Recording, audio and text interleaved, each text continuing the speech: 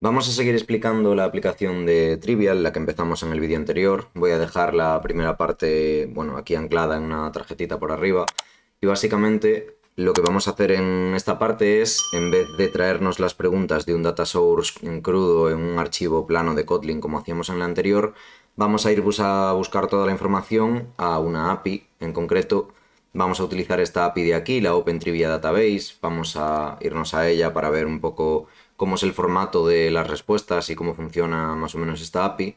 De momento en esta parte lo único que vamos a hacer es a través de el número de preguntas, que van a ser entre 5 y 20 como habíamos visto en la pregunta anterior, aunque eso se lo vamos a pasar a la query de la API, y vamos a seleccionar solo que sean de tipo multiple choice para que no haya preguntas de verdadero o falso, aunque por como tenemos hecha la interfaz en la que a través del for each vamos mostrando las posibles opciones que hay para responder, podríamos también tener preguntas de verdadero o falso, pero bueno, básicamente por respetar un poco el formato inicial de, bueno, de las preguntas que teníamos en el texto plano.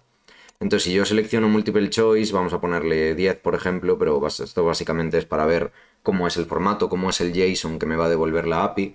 Esto básicamente nos genera una URL tal que así, y nosotros lo que vamos a hacer es utilizar como base para nuestra URL esta parte de aquí, sin la parte del amount y del type que tenemos aquí, y esto se lo vamos a pasar como parámetros de la query. Si nosotros nos llevamos esto aquí para ver cómo es la query, vamos a darle formato JSON y vamos a hacer un poquito de zoom.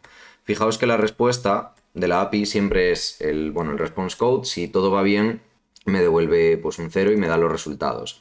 Y dentro de results lo que tenemos, como veis, es un array de preguntas, donde cada posición es una pregunta que tiene pues el tipo, la dificultad, la categoría, la pregunta en sí dentro del valor question, la pregunta correcta y un array con las preguntas incorrectas. Como esto ya está hecho así y nuestro objeto pregunta ya respetaba esto, ya teníamos, bueno, pues una lista con las opciones y la pregunta correcta, aunque realmente nosotros metíamos, por así decirlo, todas las opciones, incluyendo la correcta y la incorrecta, pues luego vamos a ver cómo hacer el parseo para que la pregunta que me viene de la API, que es un pelín diferente, convertirla en un objeto question de los que ya estábamos utilizando antes, para no tener que cambiar muchas cosas en el viewModel, para solo inyectarle el repository con, bueno, pues eso, con la opción de traernos las preguntas desde la API, y cómo hacer un par de cambios más para que sin tocar nada en la UI, solo vamos a cambiar cosas en el paquete de datos, vamos a añadir también un paquete network para crear el servicio y todo esto que estuvimos viendo en vídeos anteriores.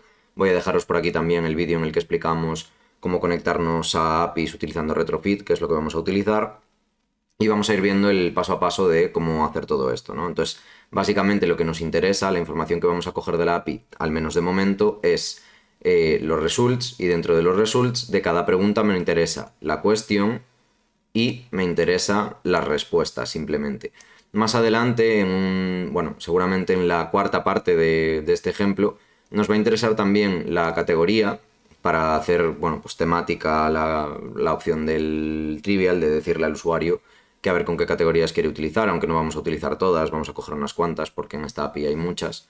Y poco más, ya digo, el type va a ser multiple siempre, eso se lo vamos a poner en la llamada, entonces no lo vamos a tocar desde el viewModel ni nada. Y sí que es cierto que hay algunos, a ver si justo en este, bueno, justo en este en concreto creo que no me ha dado, aquí está, sí. Tenemos algún problema con los unquote y este tipo de caracteres que básicamente son de HTML, ¿vale? De la codificación que trae, estos son comillas. Entonces vamos a tener que decodificar esto y mostrarlo nosotros al transformarlo a string, que no nos muestre esto, sino que nos muestre las comillas o los símbolos que sean, ¿no? Que ya veremos cómo hacemos eso también, que, vamos, se hace de una forma muy sencillita, y lo vamos a hacer ya en el proceso de transformación de las preguntas que me lleguen de la API, que lo voy a definir en una clase aparte, y las preguntas que nosotros mostramos de nuestros objetos question habituales. El resultado de todo esto, vamos a verlo directamente ya en el emulador, va a ser el mismo juego que teníamos antes. Voy a mostraros aquí el emulador. Como veis, el juego es el mismo.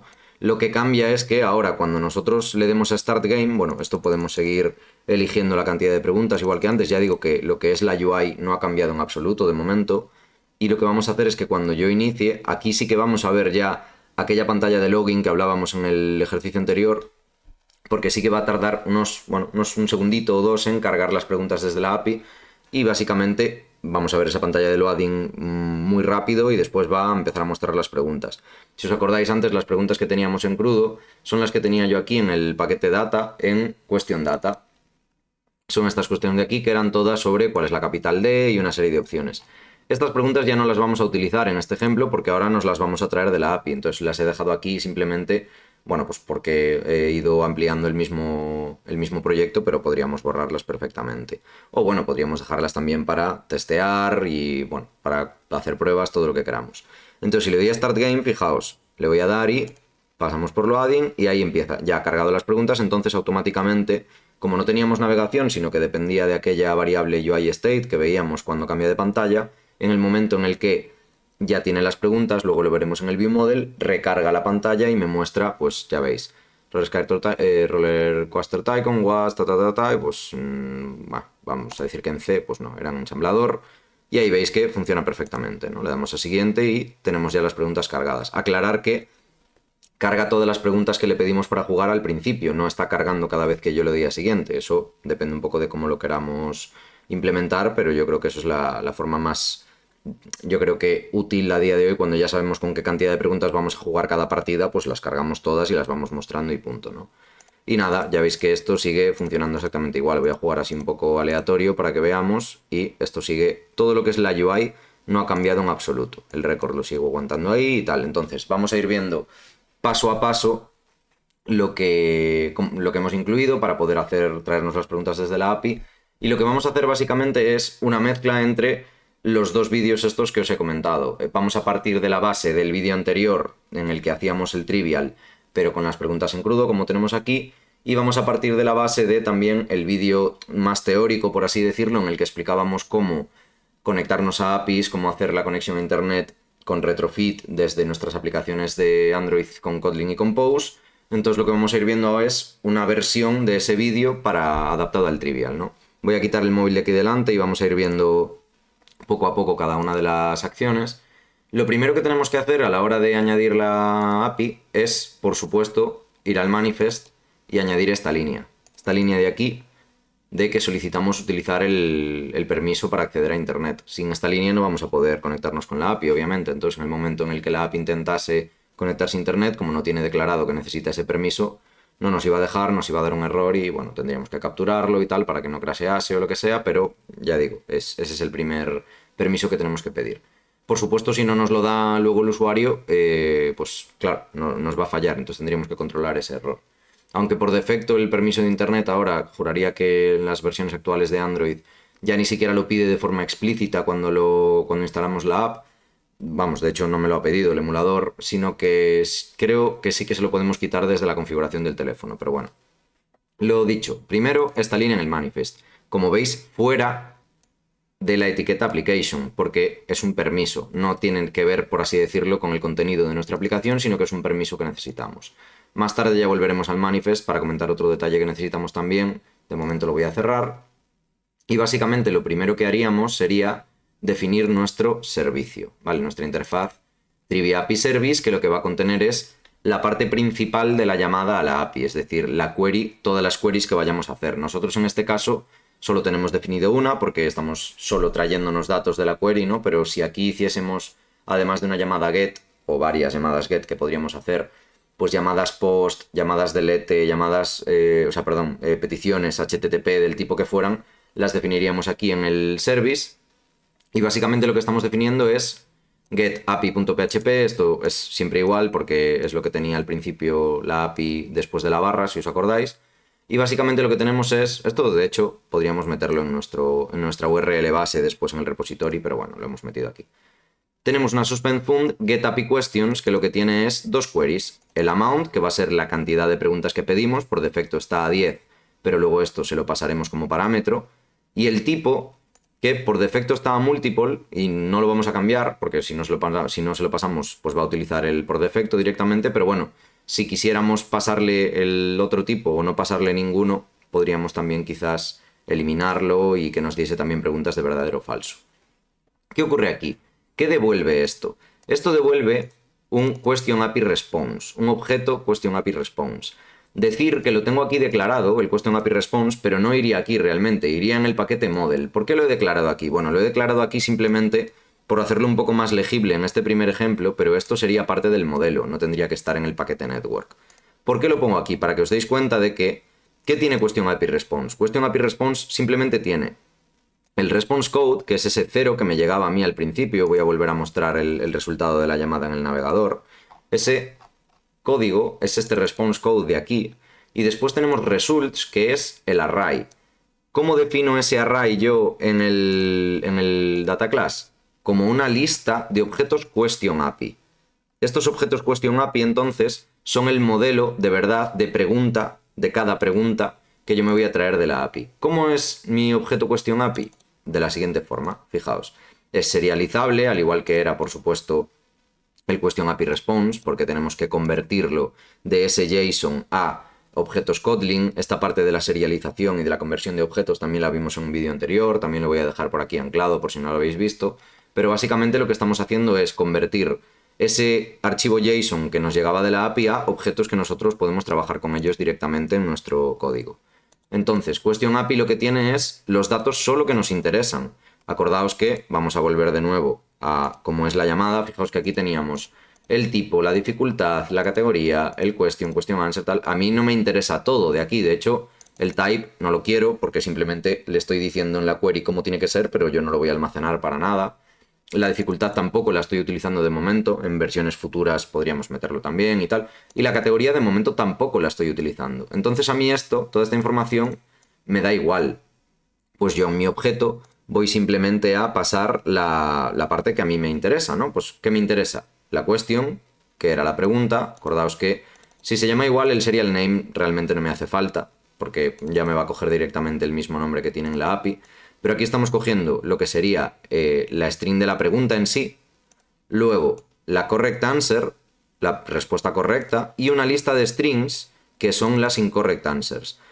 Es una lista de strings porque, como habíais visto, pues incorrect answers directamente lo que tiene es un array de strings, no tiene un array de pares clave valor. Si tuviéramos un array de pares clave valor, pues tenéis en este vídeo de serialización que os comentaba cómo tendría que ser vuestro data class serializable para trabajar con ello, ¿no?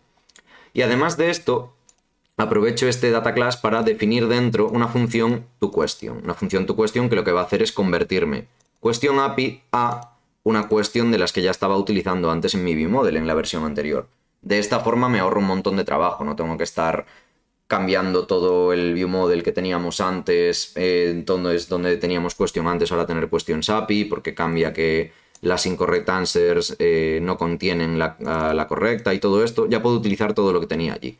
Entonces básicamente tengo que convierto un val options, le paso incorrect answers, lo paso a una mutable list. ¿Por qué? Porque le quiero añadir también la correct answer, porque os recuerdo que yo en las opciones de mi objeto question, que lo vamos a ver ahora, tenía todas, tanto la correcta como las incorrectas. Y a partir de aquí pues ya devuelvo un objeto question pasándole, usando el constructor, la pregunta, las opciones, le hago un shuffle que no haría falta porque luego lo vuelvo a hacer, pero bueno, por costumbre, y la correct answer a el apartado de la question que teníamos la pregunta, la cuestión correcta, digamos. ¿Qué ocurre? Que además de esto teníamos el pequeño problema, como os decía, de esos valores raros con el understand quote y cosas por el estilo, de cuando en HTML pues quiere poner unas comillas o algún carácter así un poco especial, digamos que no utiliza la misma codificación.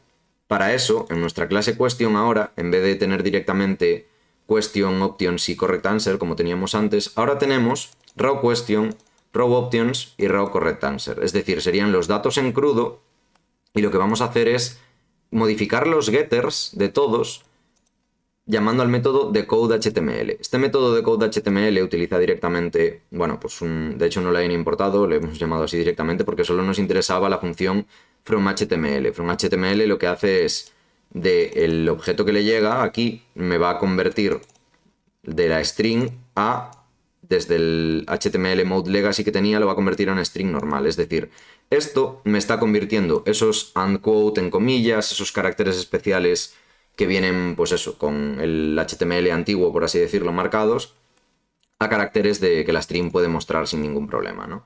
Entonces, básicamente, yo con estos getters lo que voy a hacer es que almaceno las strings con los símbolos antiguos, pero a la hora de mostrarlos a través del getter ya los estoy mostrando, digamos, visibles y entendibles de una forma mucho más sencilla.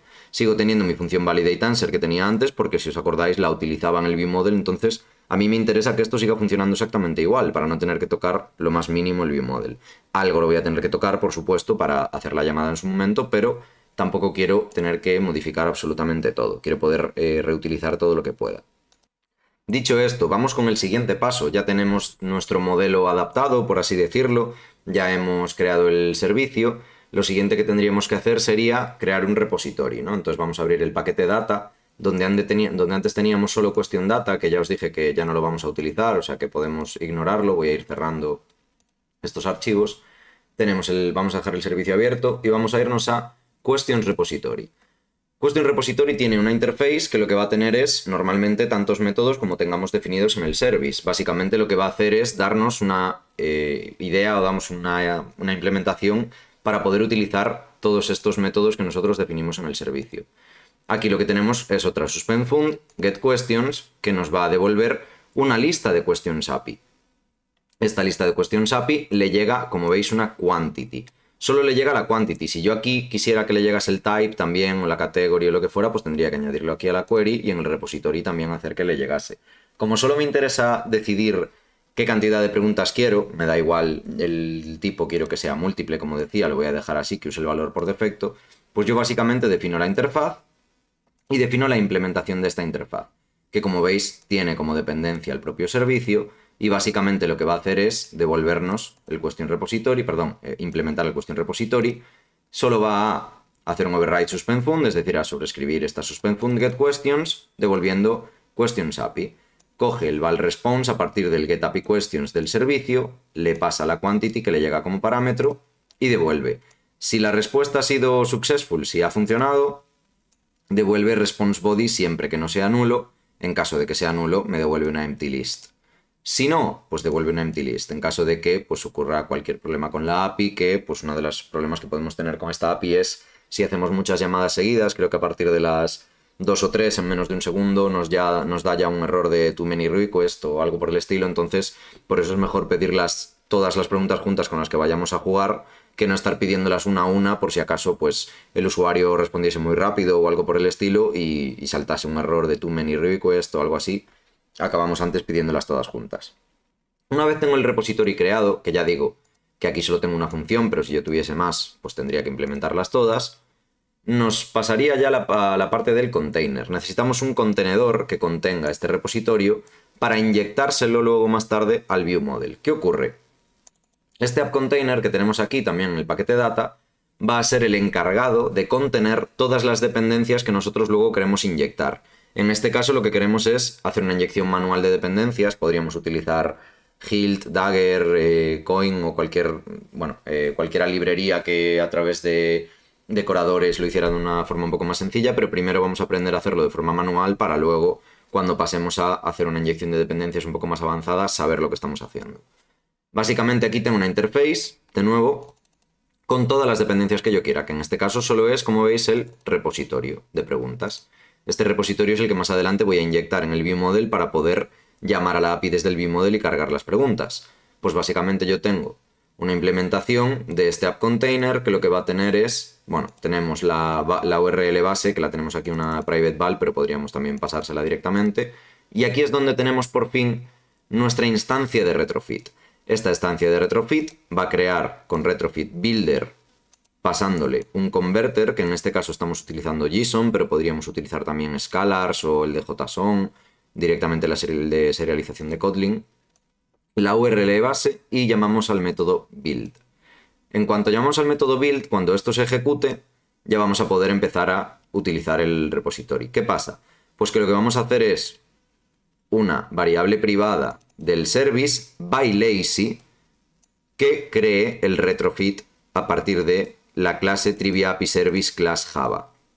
¿Dónde está esta clase Trivia API Service? Esta clase para nosotros es transparente, es decir, es como si no existiera. Esta clase la crea Retrofit por nosotros. Esto ya lo vimos en el vídeo ya más teórico, ¿no? Pero básicamente lo que está haciendo Retrofit es implementar todos estos métodos que generan la conexión HTTP, que crean el método para hacer el getQuestions y para hacer la llamada get HTTP a la API, que nos trae todos esos datos, que, bueno, toda esa parte más técnica, digamos, de si utiliza, pues la conexión, no sé si utiliza sockets o qué utiliza por detrás, pero nos da igual, ya lo hace Retrofit por nosotros y directamente genera por detrás, en tiempo de compilación, esta clase Java, que es la que nosotros vamos a utilizar. Como crea esta clase Java, esta es una de las razones por las que Retrofit en entornos de Kotlin Multiplatform no se está usando y se está utilizando Ktor, más que nada por la incompatibilidad con entornos en los que no haya JVM, ¿no? Como iOS o cosas por el estilo. Tengo entendido que ese es el problema. ¿Por qué lo declaramos by lazy entonces? Lo declaramos by lazy porque tiene que esperar a que Retrofit genere esta clase. Es decir, yo no voy a poder crear el Retrofit Service hasta que esta clase exista y le tiene que dar tiempo a Retrofit a hacer todo esto antes de llegar aquí. Pues nada, simplemente le decimos by lazy para que, pues, dependiente de cuando lo tenga disponible, y se inicialice en el momento en el que esto exista. Lo mismo ocurre con el Question Repository. ¿Cuándo puedo yo crear el repository? Pues como habíamos visto antes, el Question Repository tiene como dependencia el servicio. Entonces, hasta que el servicio no está disponible, hasta que no podemos crear el repository con el servicio, no tenemos acceso a él. En el momento en el que lo tengamos, como también está by lazy, pues ya estaría inicializado. Aquí simplemente estamos definiendo nuestro contenedor de dependencias, que lo estamos haciendo con una clase, pero podríamos hacerlo con un object, con un singleton también, sin ningún problema. Pero bueno, ¿dónde vamos a utilizar esto? Lo primero, para poder empezar a utilizar el contenedor de dependencias en toda nuestra aplicación, tenemos que, al igual que tenemos con MainActivity en Compose una clase que hereda de, bueno, de algo que herede de Activity o de Activity directamente para representar nuestra pantalla, nuestra Activity, para poder tener un inyector de dependencias, un contenedor de dependencias, perdón, necesitamos una clase que herede de application, que defina, o sea, que represente, por así decirlo, toda nuestra aplicación, no solo nuestra pantalla. ¿Qué ocurre con esta clase? Pues ya veis que simplemente tenemos, bueno, aquí hay un poquito de explicación, ¿no? Pero simplemente tenemos un lateinit bar container de tipo appContainer, es decir, aquí es donde declaramos nuestro contenedor. Y en el método onCreate de la aplicación, que se ejecuta en el momento en el que se crea la aplicación por primera vez, la instancia de la aplicación, se llama superonCreate para que se hagan todas las cosas que tiene que hacer la clase application, y después inicializamos container a nuestro default container, que es el que teníamos definido aquí. Aquí lo inicializamos y a este tenemos acceso ya desde toda nuestra aplicación. ¿Qué ocurre con esto? Que si nosotros hacemos esto, tiramos para adelante y hacemos todo bien, parece que todo debería funcionar, lo vamos a inyectar en el viewModel y que no va a haber ningún problema, pero no podemos olvidarnos de un pequeño detalle, que es muy fácil olvidarse y que el feedback, por lo menos últimamente el que daban las últimas versiones Android Studio, no es muy bueno a la hora de, digamos, identificar este error. Pero cada vez que creamos nosotros una clase que hereda de application, estamos, por así decirlo, diciéndole a la aplicación que esta va a ser la nueva clase que representa la aplicación, en lugar de la application por defecto. ¿Cuál es el problema de esto? Pues que esta clase tiene un nombre y en el manifest tiene que estar declarado. Cuando tenemos el manifest por defecto, dentro de application, esta línea de aquí, el Android name, no está puesto. Por defecto, como utiliza application, no hay por qué especificarlo, pero en el momento en el que nosotros tenemos una clase que implementa application, que hereda application, perdón, y que, digamos, sobreescribe el método onCreate, pues hay que declarar aquí el nombre de esa misma clase con Android name para indicarle al manifest cuál es la clase que ahora que representa el contenedor de mi aplicación, cuál es la clase que representa mi aplicación, que en este caso es TriviApplication. Bien, hay que acordarse de esto porque ya digo que es un error muy común no acordarse y le damos a ejecutar y la app no funciona y no sabemos por qué y bueno, y nos volvemos locos porque parece que todo está bien, pero es esta simple línea del manifest que nos puede dar problemas. Entonces, cada vez que metemos retrofit o metemos cualquier cosa que lleve inyección de dependencias, esta línea hay que añadirla y en concreto para retrofit acordarse también de el permiso de internet. ¿Qué sería lo siguiente? Bueno, pues ya tenemos definido el contenedor, ya tenemos el repository dentro del contenedor, ya tenemos todo definido, todo el paquete de datos, por así decirlo, ya está funcionando. Vamos a irnos a nuestro antiguo viewModel dentro de UI, al GameViewModel, que os recuerdo que es el que tenía pues todo este estado, con en qué pantalla estoy, que teníamos aquí definidas los 4 posibles estados para saber en qué pantalla estábamos, si estábamos en loading, en error, en success, en home, ¿no? Aquí lo único que tenemos que añadir son 2 cosas. Primero, al crear el viewModel, en el constructor por defecto tiene que ir la inyección del repository. ¿Qué ocurre? Que esta inyección del repository no vamos a poder pasársela luego desde cualquier lado o cualquier historia, no. Hay que crear una factory que se encargue, ¿vale? Aquí de generar este viewModel. Antes nosotros delegábamos directamente en el método viewModel, bueno, en el constructor viewModel, sin parámetros, y de hecho en la vista cuando lo creábamos aquí en GameScreen, pues directamente llamábamos a viewModel sin parámetros. Ahora, si os fijáis aquí, estoy llamando a viewModel y estoy diciéndole que la factory es GameViewModel.factory.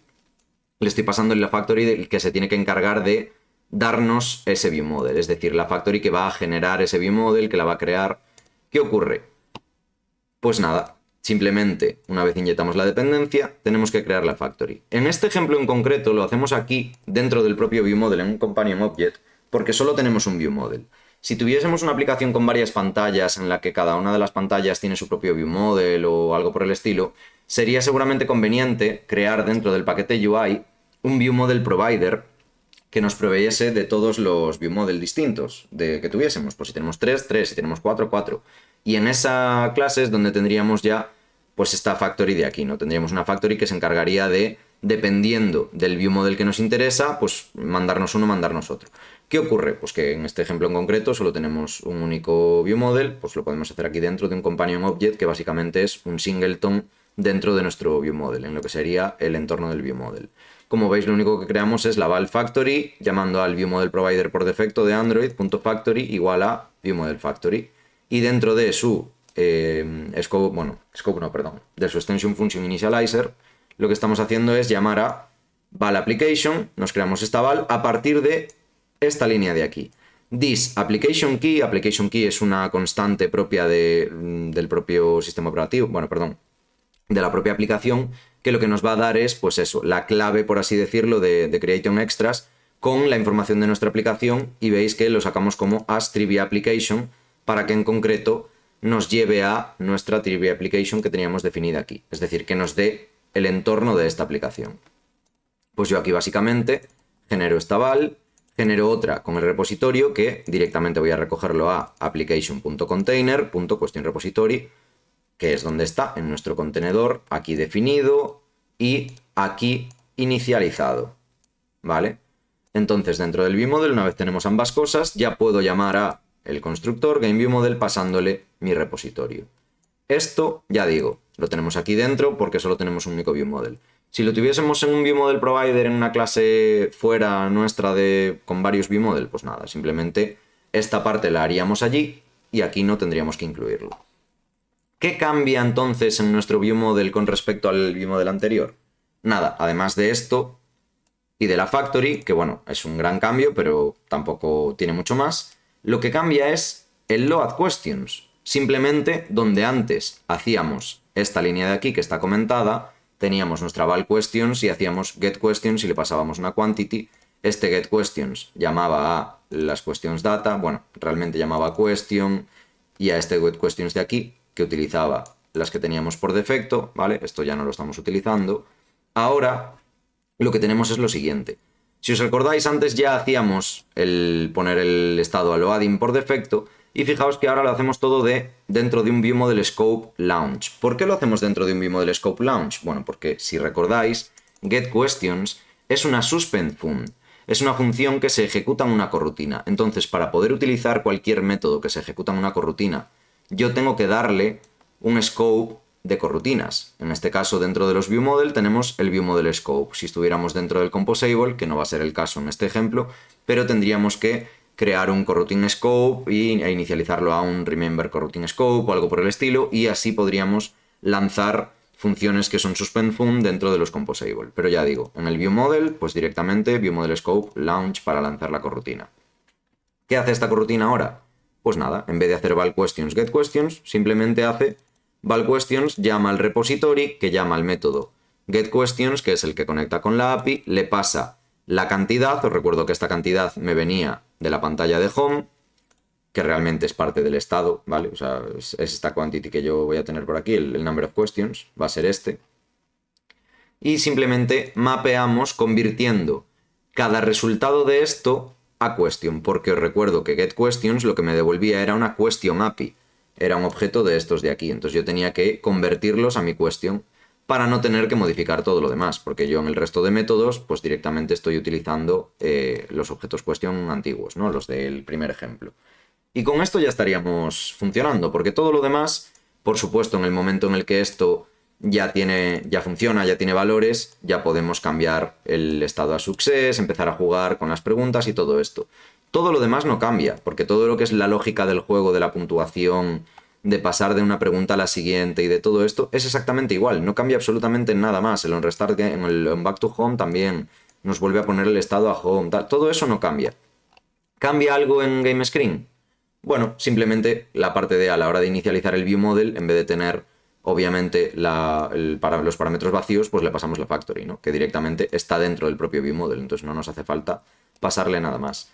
Y con esto, pues ya estaría. Vamos a ver ahora, vamos a volverlo a ejecutar, ya digo que no cambia nada más. Yo aquí os recuerdo brevemente que tengo mi estado colectado desde el flow y entonces cuando yo me voy a la parte del content, lo que tengo es que dependiendo del valor de UI state, muestro la pantalla de home, o la de loading, que esta vez sí que funciona, que ya veis que es un simple texto, o la de success, etc.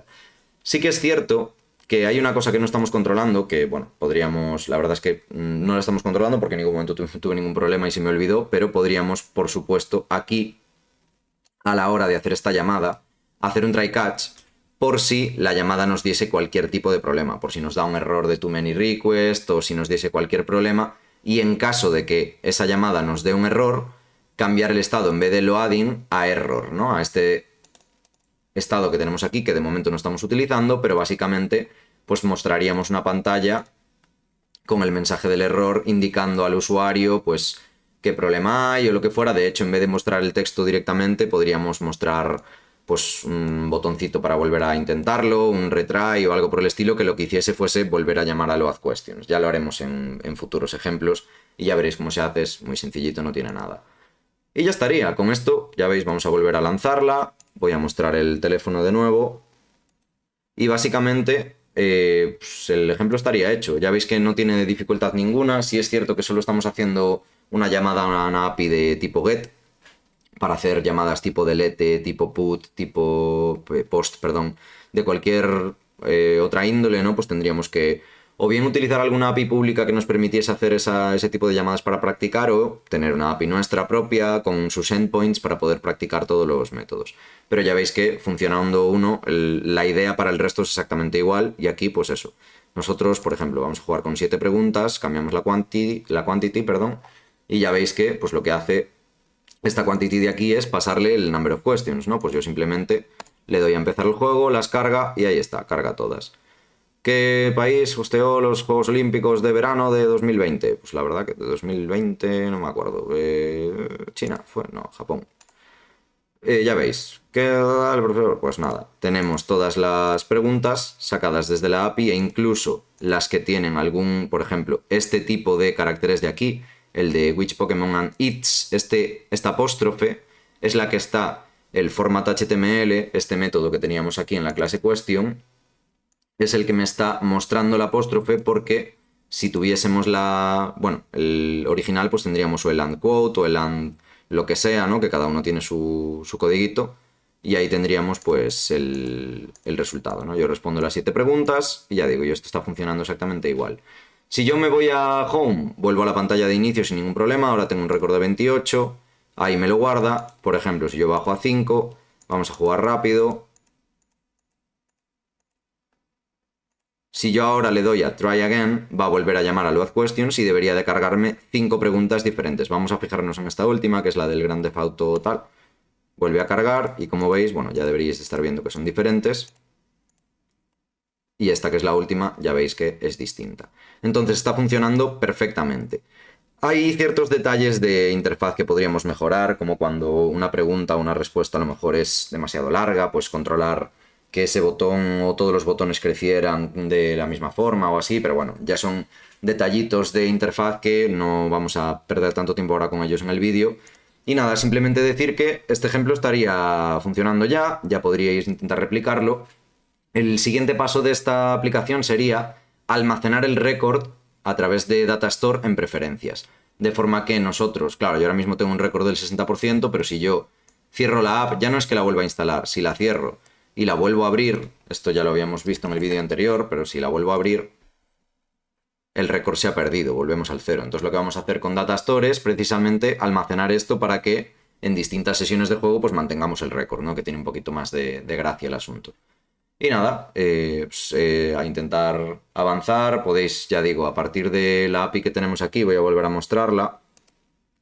Podéis jugar con hacer aplicaciones pues, de una categoría en concreto, de una dificultad en concreto y a lo mejor cambiar el sistema de puntaje para que en vez de ser el porcentaje de aciertos sea por cada pregunta acertada y a lo mejor que dependiendo de la dificultad de más o menos puntos o algo por el estilo. Y ya digo, la siguiente opción va a ser, perdón, el siguiente avance va a ser almacenar ese récord, pero el siguiente a ese será implementar Run también para almacenar una base de datos en local y meterle a lo mejor categorías. Seguramente la idea sea aquí, dentro de las categorías posibles, coger solo las de entretenimiento, que son unas cuantas, porque ya digo que esto es enorme, o sea, hay un montón de categorías, hay miles y miles de preguntas, porque además pues la comunidad va añadiendo más y así, pero vamos a centrarnos a lo mejor en las de entertainment y vamos a hacer pues como récords por categoría, pero además poniendo quién ha jugado o algo así, el típico récord de los juegos clásicos o algo por el estilo. Bueno, algo se nos ocurrirá.